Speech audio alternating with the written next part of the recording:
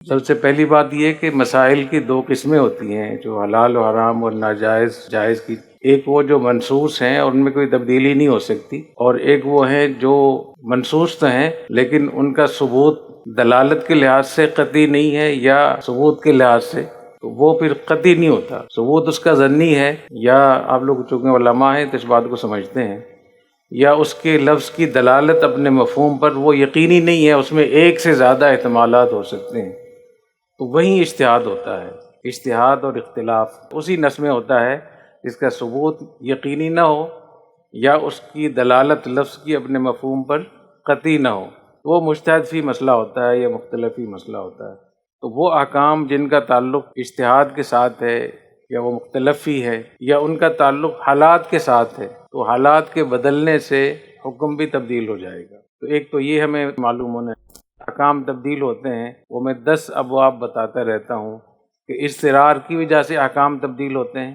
فَمَنِ اضْطُرَّ غَيْرَ بَاغٍ وَلَا عَادٍ فَلَا إِثْمَ عَلَيْهِ إِلَّا مَا اضْطُرِرْتُمْ۔ دوسرا اکراہ کی وجہ سے، کوئی آدمی کسی کو گن پوائنٹ پہ اس سے کہے کہ تم کلمہ کفر کہو، اگر نہیں میں تمہیں ماروں گا یا تمہارا ہاتھ کاٹ دوں گا، تو آدمی مکرہ ہوتا ہے۔ تو اکراہ کی شکل ہو یا اضطرار کی شکل ہو تو اس میں بھی حکم تبدیل ہو جاتا ہے۔ الا من اکرہ وقلبہ مطمئن بالایمان، یہ قرآن مجید میں ہے۔ دوسرا ضرورت کے احکام ہیں، الضرورات تبیح المحظورات، آپ لوگوں نے پڑھا ہوگا۔ ایسی حاجت کے احکام ہیں۔ پھر ان تینوں میں اضطرار، اکراہ، ضرورت اور حاجت، اس میں اکراہ عام ہوتا ہے، اکراہ خاص ہوتا ہے۔ ایک پورے علاقے کو تھریٹ ہے اور ایک فرد کو دھمکی دی جا رہی ہے، تو دونوں کے احکام میں فرق ہوگا۔ جواز تو ایک فرد کے لیے بھی ہے، لیکن اگر علاقے کے لوگوں کو دھمکی ہے، ریاست کو، کسی علاقے کو، تو وہاں پھر اس دھمکی کو سنجیدہ لینا ہر لحاظ سے فرض ہو جاتا ہے۔ اسی طریقے سے عرف کی وجہ سے احکام تبدیل ہوتے ہیں، تعامل کی وجہ سے احکام تبدیل ہوتے ہیں، علت کی وجہ سے احکام تبدیل ہوتے ہیں۔ الاحکام تتغیر بتغیر الزمان، زمانے کے تبدیل ہونے سے احکام تبدیل ہوتے ہیں۔ احون البلیتین، تین راستے، ایک سے زیادہ ایسے راستے ہیں کہ ہر راستے میں نقصان ہے، پریشانی ہے، مشقت ہے، تو پھر کیا کرتے ہیں کہ بڑی مصیبت سے بچنے کے لیے چھوٹی مصیبت کو برداشت کرنا، بڑے بے ایمان سے بچنے کے لیے چھوٹے بے ایمان کو ووٹ دینا، یہ احون البلیتین ہے۔ یہ تو احون البلیتین کی وجہ سے بھی احکام میں فرق آ جاتا ہے۔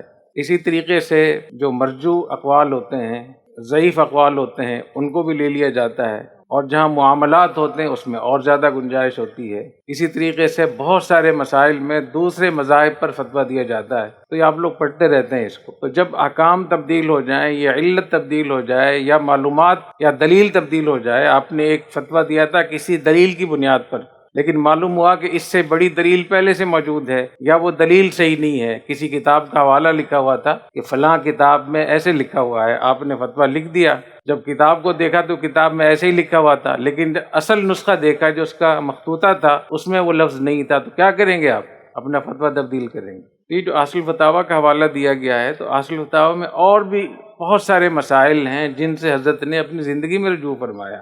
جیسے اصل فتاویٰ میں جلد اول میں لکھا ہوا ہے کہ اسکول میں بچوں کو پڑھانا جائز نہیں، اسکولوں میں اپنے بچوں کو بھیجنا ایسا ہے جیسے کہ جلتی آگ میں بچوں کو ڈالنا، اور یہ حضرت کا جو وصیت نامہ ہے سب کو پتہ ہے، چھپا ہوا اصل فتاویٰ میں بھی ہے اور ویسے بھی ہے۔ اسی طریقے سے آپ یہاں میڈیا دیکھ رہے ہیں، ویڈیو دیکھ رہے ہیں، تصویر اور میڈیا کے بارے میں، ویڈیو کے بارے میں حضرت نے اصل فتاویٰ میں کتنا سخت لکھا ہے، پورے رسالے حضرت کے اس کے بارے میں۔ چندے کے بارے میں اصل فتاویٰ میں لکھا ہے کہ چندہ کرنا جائز نہیں، لیکن بہت سارے مسائل جن کی تعداد 100 کے قریب ہے، حضرت نے اپنی زندگی میں ہی ان مسائل سے رجوع فرمایا۔ تو اس میں حضرت نے یہ لکھا ہے کہ سرکاری امداد لینا درست نہیں ہے اور یہ بہت نقصان ہے۔ اگر حالات ہماری رائے تبدیل ہوگی اور دلیل کی بنیاد پہ رائے تبدیل ہوئی ہے، تو میں سمجھتا ہوں کہ اس کو شاباش دینا چاہیے کہ دلیل کی بنیاد پہ ہم فیصلہ کر رہے ہیں۔ اور اگر صرف اصل فتاویٰ ہی کو لے لیں تو جن مسائل میں حضرت نے اپنی زندگی میں رجوع فرمایا تو کیا کریں گے؟ اس خود اسکول حضرت نے اپنی زندگی میں قائم فرمایا، یہ صفا اسکول ہے، یہ حضرت کی زندگی میں قائم ہوا، اور اس سے پہلے یہ دیر میں قائم ہوا تھا۔ وہاں ہمارے ایک شاگرد تھے مولانا عبدالحکیم صاحب، وہ ماشاءاللہ اچھے پڑھے ہوئے تھے، تو حضرت نے فرمایا کہ اسکول شروع کرنے چاہیے۔ تو میں نے عرض کیا کہ حضرت اسکول، آپ نے ساری عمر اسکول کے خلاف فتویٰ بھی دیا ہے، تقریریں بھی کی ہیں، کتابیں بھی لکھی ہیں، تو اگر خدا نخواستہ یہ ناکام ہو گیا تو بہت ہی اس میں ایک سبکی ہوگی، تو یہ تجربہ ہم خیبر پختونخوا صوبہ سرحد میں کر لیں۔ تو مولوی عبدالحکیم، یہ حکیم نام تھا ان کا، تو ان کو ہم نے بلایا اور ان کو پورا یہ پروگرام دیا کہ آپ اپنے علاقے میں اسکول شروع کریں۔ تو اس زمانے میں 15 لاکھ روپے ان کو میں نے دیے کہ 15 لاکھ میں آپ اسکول کی وہ کر لیں، جگہ لے لیں۔ تو انہوں نے ماشاءاللہ اس کا نصاب وغیرہ بھی بنایا، جگہ بھی لے لی کرائے پہ، اور 6 اساتذہ بھی انہوں نے ہائر کر لیے۔ 15 دن باقی تھے، مجھے فون پہ انہوں نے کہا کہ ابھی 15 دن باقی ہیں اسکول شروع ہونے میں، تو اگر آپ اجازت دیں تو کابل کا وزٹ کر کے آ جائیں، وہاں ایک اسلامی حکومت دیکھ لیں گے۔ اور میں نے کہا بالکل چلے جائیں۔ اتفاق سے کابل سے آگے محاذ تھا، وہاں گئے اور وہاں سے ایک گولہ آیا اور وہ جس گاڑی پہ تھے اس پہ گرا، پورا ہمارا اسکول، میں اس کے پرنسپل کے، اساتذہ کے، وہ وہاں شہید ہو گئے۔ تو اس کے بعد ہمیں کوئی بتانے والا بھی نہیں ملا کہ وہ جو جگہ تھی وہ کون سی تھی۔ میں آپ کو یہ بتانا چاہ رہا ہوں کہ حالات کے تبدیل ہونے سے، یا دلائل کے بدلنے سے، یا علت کے تبدیل ہونے سے، یا ضرورت اور حاجت اور اکراہ اور اضطرار کی وجہ سے بہت سارے مسائل میں تبدیلی ہوتی ہے۔ اس لیے الاحکام تتغیر بتغیر الزمان۔ تو ایک تو یہ آپ کے ذہن میں رہے۔ دوسری بات یہ کہ حضرت کی صحبت میں الحمدللہ اللہ نے ہمیں بہت موقع دیا، جسے میں نے کل بتایا تھا کہ میں نے مہینے اور دن بھی گنے ہوئے ہیں۔ 20 سال 1 مہینہ 21 دن، اور جتنے یہاں بڑے اساتذہ ہیں سب نے حضرت کے ساتھ 15 سال 12 سال 10 سال وقت گزارا ہے۔ اور یہ اصل فتح وغیرہ ہم ہی چھاپتے ہیں نا اس کو، تو ہمیں اس کا پورا پتہ ہے۔ تو حضرت نے اپنی زندگی میں ہی ہمیں یہ تربیت دی کہ اگر کسی فقہی مسئلے میں آپ لوگوں کو مجھ سے اختلاف ہو تو آپ اس اختلاف کو رکھ سکتے ہیں، اپنی رائے کو ظاہر بھی کر سکتے ہیں، آپ پر لازم نہیں کہ آپ میرے پیچھے چلے، بلکہ یہ فرمایا کہ بوقت ضرورت اس کا اظہار واجب ہوگا، نہیں کریں گے تو گناہ ہوگا۔ بعض لوگ کہتے ہیں کہ حضرت کے جو شاگرد ہیں جامعۃ الرشید میں، وہ سارے حضرت سے منحرف ہو گئے، صرف 1-2 کا نام لیتے ہیں، کوئی ساحل سمندر پہ کوئی رہتا ہے، کوئی ادھر رہتا ہے، 2-3 لوگوں کا نام لیتے ہیں۔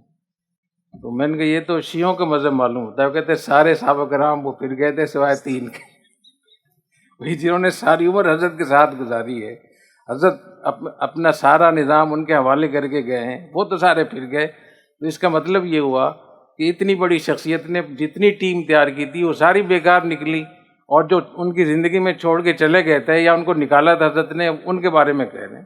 میری بات سمجھ رہے ہیں نا حضرات؟